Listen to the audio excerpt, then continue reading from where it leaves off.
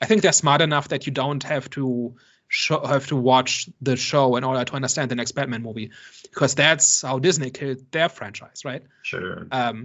That's a mistake that Disney made with the MCU, and I think they're smart. Like the people making this are smart enough to not do the same mistake, where if you can go from the movies to the Penguin show, but you don't have to see both to understand the next Batman movie, I would be very surprised if that's how they structured it. That's actually a good point, because I was going to say I would love to see them actually build up the Penguin to be the main villain, because I think his story could hold enough weight to be that role. But at the same time, they would be doing what Disney did, and that's what killed Disney. So you're right. Yeah. That's kind of annoying though, because I'm really enjoying the Penguin's character. And like I said, I kind of see, like, I would love to see him be like the main villain and the guy that goes up against Batman, but it just seems like it just wouldn't be wise for them to do that now, because now people would have to see the Penguin in order to understand his significance.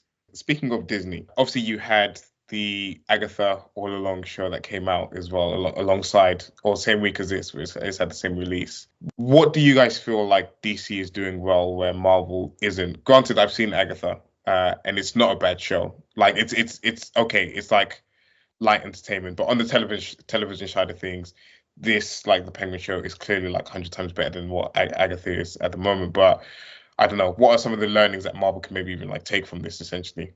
I've not seen Agatha All Along. It doesn't look interesting, and I've not heard anything interesting yet. Then it's okay.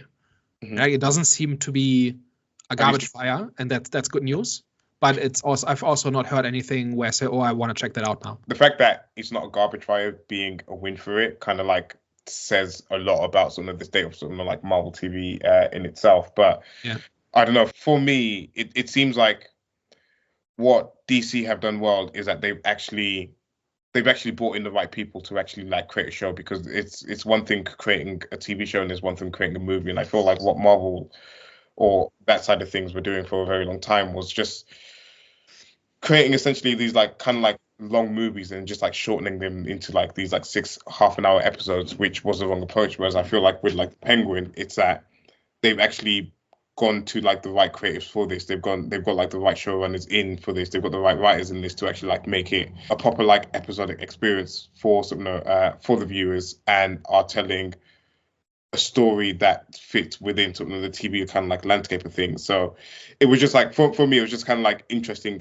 comparing the two in terms of like Agatha. It was like cool, you kind of had like fun with it, but this seems like it's more serious, and this can be compared to some of the like better or greatest TV shows that have kind of come out. And I feel like that's where the approach is kind of like different in terms of like DC are actually like serious about what they're doing, and Marvel are just kind of like churning out product for the sake of churning out product. There's this old joke about how DC and Marvel can never be good at the same thing at the same time.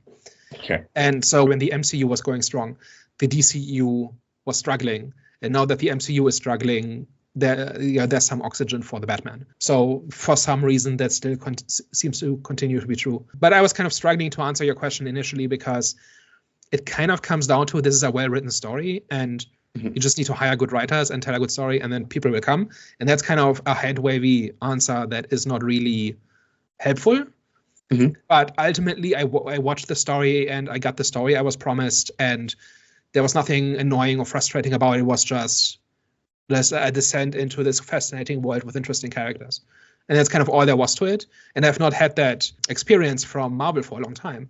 Like, nobody asked for a Penguin show, right? Like, whenever these companies announce something, that's not quite obvious. Somebody somewhere says, who asked for this? Or like with Agatha all along, like people have been saying, like, who asked for an Agatha show?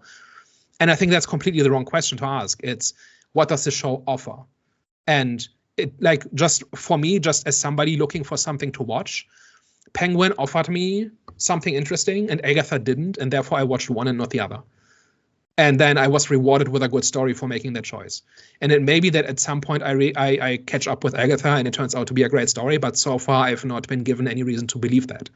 And that's kind of what it comes down to. And that is not like a recipe, a formula that you can just follow, right? It's kind of like the end result. But that's kind of where this is at and where the MCU of the last 5 years is at.